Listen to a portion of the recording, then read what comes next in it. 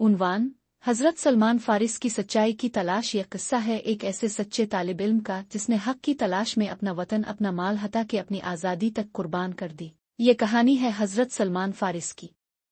कदीम फारिस के शहर अस्फ़हान ने एक मालदार आतिशपरस्त ज़रतुश्ती ख़ानदान ने एक बच्चा पैदा हुआ।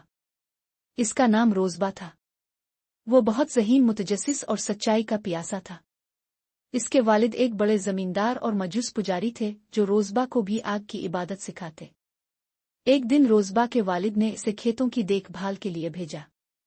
रास्ते में इसे एक गिरजा नजर आया जहां ईसाई इबादत कर रहे थे। वो रुक गया और उनकी इबादत का तरीका देखकर दंग रह गया। वो फौरन वापस गया और अपने वालिद से कहा, अब्बा जान, मुझे ये दीन ज्यादा सच्चा लगता है। वालिद ने इसे कैद कर दिया, लेकिन रोज़बा ने हिम्मत न हारी।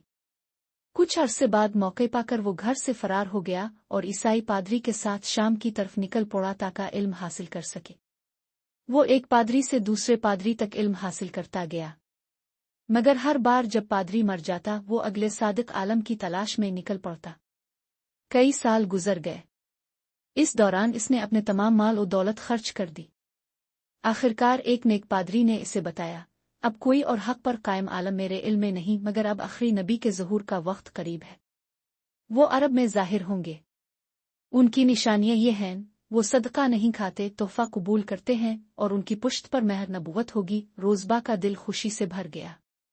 इसने एक काफिले के साथ अरब की तरफ सफ़र किया, लेकिन बदकिस्मती से रास्ते में इसे गुलाम बना लिया गया। कई बार बेचा गया, यहाँ तक कि इसे मदीना के एक यहूदी ने खरीद लिया। रोज़बा मदीना में गुलामी की जिंदगी गुजार रहा था जब एक दिन इसने सुना कि एक शख्स मक्का से हिजरत करके मदीना आया है जिसका नाम मोहम्मद है। इसने सोचा शायद यही वो नबी हैं जिनकी मुझे तलाश है। इसने एक दिन उनके पास जाकर सदका दिया। अपने न खाया बल्कि अपने साथियों को दे दिया। ये पहला निशान था। दूसरे दिन वो तोहफा लेकर गया। अपने खुद भी खाया, दूसरा निशान।